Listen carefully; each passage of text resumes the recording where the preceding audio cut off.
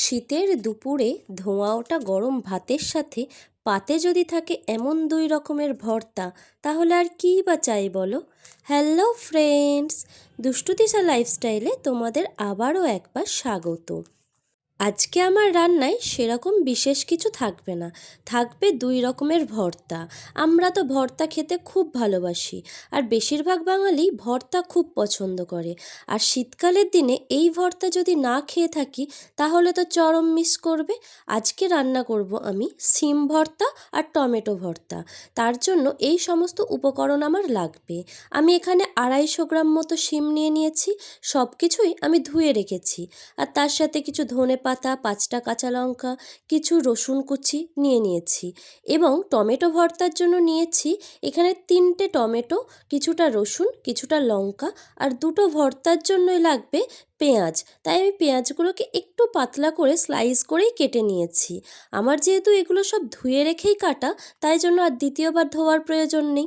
এবার গ্যাসে আমি একটা কড়াই বসিয়ে দিলাম, আর শিমগুলো সমস্ত দিয়ে দিচ্ছি, কারণ শিমগুলো কিন্তু হালকা সেদ্ধ করে নিতে হবে। এর জন্য আমি 1 কাপ মতো জল দিয়ে দিয়েছি। আমি 250 গ্রাম শিমে 1 কাপ জল দিয়েছি। তোমরা যতটা ভর্তা করবে ততটাই শিম পরিমাণে জল দেবে। এবার আমি একটা থালা দিয়ে চাপা দিয়ে দিলাম। গ্যাসের ফ্লেমটা মিডিয়ামে রেখে থালাটা চাপা দিয়ে কিছুক্ষণ ফোটালেই শিমটাও ভেতর থেকে নরম হয়ে যাবে আর জলটাও শুকিয়ে যাবে। যখন জলটা প্রায় শুকিয়ে গেছে তখন আমি এর মধ্যে দিয়ে দেব কিছুটা সর্ষের তেল, কারণ শিমটাকে হালকা একটু ভেজে নিতে হবে। যদি শিমটা ভাজা না হয় তাহলে শিমের যে গন্ধ সেটা কিন্তু রয়ে যাবে, তখন আর ভর্তাটা খেতে ভালো লাগবে না। তাই আমি এখানে কিছুটা পরিমাণ মতো সর্ষের তেল দিয়ে দিয়েছি। আর শিমে খুব বেশি তেলেরও প্রয়োজন নেই, ওই 1 চামচ মতো তেল দিলেই হবে। আর 5টা কাঁচা লঙ্কা এর সাথে দিয়ে দিয়েছি, হালকা করে নেড়ে নেব বলে। এদিকে শিম লঙ্কা ভাজা শেষ করে আমি আরেকটু তেল কড়াইয়ের মধ্যে দিয়ে দিলাম, এবং তেলটা একটু নাড়িয়ে চাড়িয়ে পুরো কড়াইটায় লাগিয়ে দিলাম। কেন বলো তো? এর মধ্যে টমেটোগুলো দিতে হবে তো। যেহেতু 2টো ভর্তা করব, তাই একসাথেই 2টো কাজ এগিয়ে রাখছি।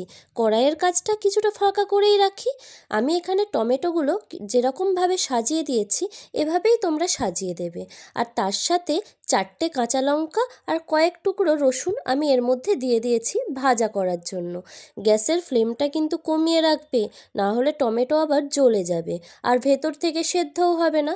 তাই গ্যাসের ফ্লেমটা লো টু মিডিয়াম করে করেই এই কাজটা করবে।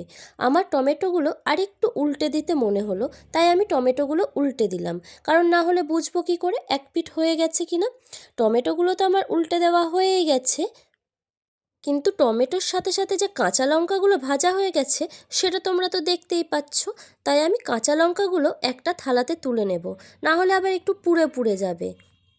এভাবে তোমরাও কিন্তু একটু খেয়াল রেখে কাজটা করবে, না হলে কোনোটা যদি বেশি পুড়ে যায় তাহলে কিন্তু ভালো লাগবে না। এভাবে আমি একটু নাড়াচাড়া করে নিয়ে এবার একটা থালা দিয়ে একটু চাপা দিয়ে দেবো, যাতে টমেটোটা ভেতর থেকে একটু সেদ্ধ হয়ে যায়। আর একটা কথা মাথায় রাখবে, টমেটো কিন্তু খুব বেশি পোড়ানোরও দরকার নেই।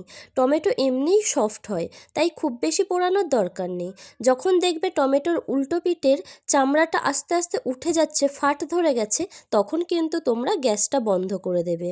আমি তোমাদের দেখিয়ে দিই কোন অবস্থায় তোমরা গ্যাসটা বন্ধ করে দেবে। আমি একটু নুন দিয়ে দিলাম, তোমরা চাইলে দিতেই পারো, না চাইলে না দিতে পারো। নুন দিয়ে দিলে টমেটোটা আরও তাড়াতাড়ি সফট হয়ে যাবে। এই দেখো, আমার টমেটোগুলো দেখছো প্রত্যেকটাই ফাট ধরে গেছে। এই অবস্থায় আমি টমেটোগুলো তুলে নিচ্ছি। এই রকম পজিশন আসলে তোমরা বুঝে যাবে টমেটোটা আমার সেদ্ধও হয়ে গেছে আর ভর্তার জন্য রেডিও হয়ে গেছে। এবার এই টমেটোগুলো তুলে নেব আর রসুনগুলোকেও তুলে নেব। এবার এই কড়াইয়েই আমি সামান্য একটু তেল দিয়ে দিয়ে দিলাম স্লাইস করে রাখা কিছু পেঁয়াজ। পেঁয়াজগুলোকে আমি খুব বেশি ভাজবো না, রান্নায় যেমন বাদামি বাদামি ভাজো তেমন করে কিন্তু ভাজার দরকার নেই, হালকা ভেজে নিলেই হবে। কড়াইয়ে যেহেতু তেলটা খুবই কম লাগছে, তাই একটু ধরে নাড়িয়ে চাড়িয়ে আমি পেঁয়াজগুলো ভেজে নিলাম। আর টেস্টটা বাড়ানোর জন্য আমি একটু পরিমাণ নুন দিয়ে দিয়েছি। তোমরা চাইলে দিতে পারো, না চাইলে না দিতে পারো, তবে দিলেই সেটা ভালো হয়। এবার একটা থালার মধ্যে পেঁয়াজ, টমেটো, রসুন, কাঁচা লঙ্কা সবই আমি রেখে দিলাম।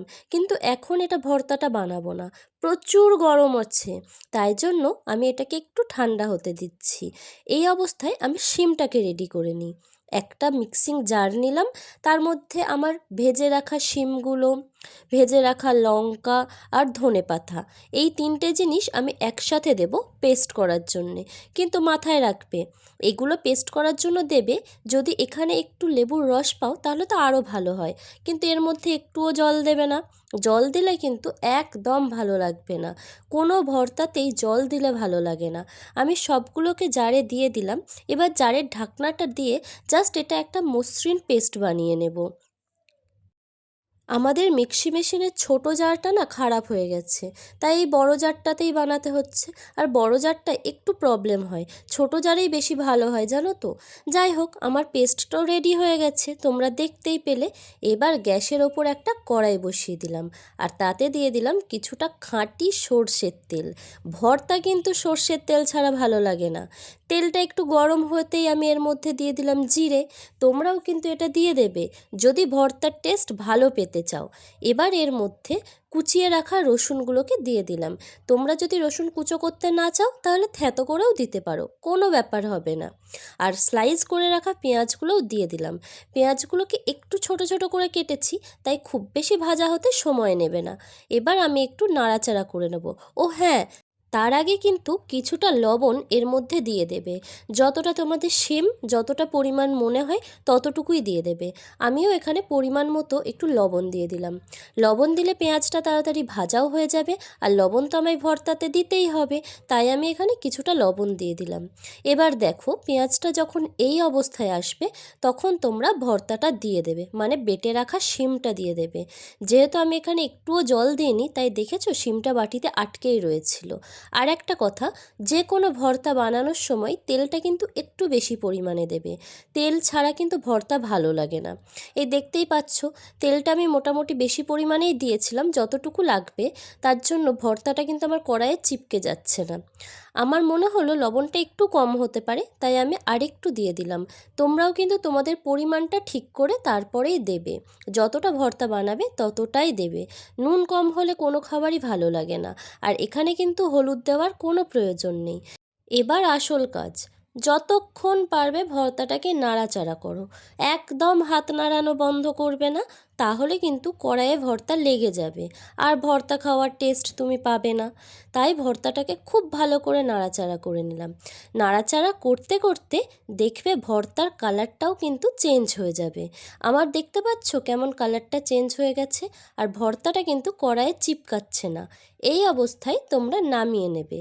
রেডি হয়ে গেছে আজকের আমার শিম ভর্তা। এভাবে জাস্ট একবার বানিয়ে খেয়ে দেখো, প্রত্যেক বছর খেতে ইচ্ছা হবে। শিম ভর্তা তো ওদিকে রেডি করে ফেললাম, কিন্তু এদিকে টমেটোটাও কিন্তু আছে, তাই জন্য টমেটোর খোসাগুলোকে ছাড়িয়ে নিচ্ছি। দেখতে পাচ্ছ টমেটোর খোসাগুলো কি সহজেই ছেড়ে যাচ্ছে, কারণ টমেটোটা এই অবস্থাতেই নামাতে হবে যেমনটা আমি বলেছিলাম, তাহলে দেখবে ইজিলি খোসাটা উঠে যাবে। আমি সমস্ত খোসাগুলোকে ফেলে দিচ্ছি। খোসাগুলো কিন্তু ফেলে দেবে, না হলে কিন্তু ভালো লাগবে না, মুখে দলা দলা ঠেকবে। এবার এটাকে ভালো করে মাখার পালা। যে যত চটকে পটকে মাখতে পারবে ভর্তা তত টেস্টি হবে। আর এখন টমেটোগুলো না হাইব্রিড, তাই জন্য না একটু শক্ত থেকে যায়, তাই খুব ভালো করে মাখতে হয়। একসাথে টমেটো, কাঁচা লঙ্কা, রসুন, আর তার সাথে লবণ, পেঁয়াজটা কিন্তু অবশ্যই রয়েছে, সব কিছু দিয়ে একদম চটকে পটকে মেখে ফেলো, তাহলেই রেডি হয়ে যাবে তোমাদের টমেটো ভর্তা। গরম ভাত, টকটক টমেটো ভর্তা, ঝাল ঝাল শিম ভর্তা, উফ কি কম্বিনেশন!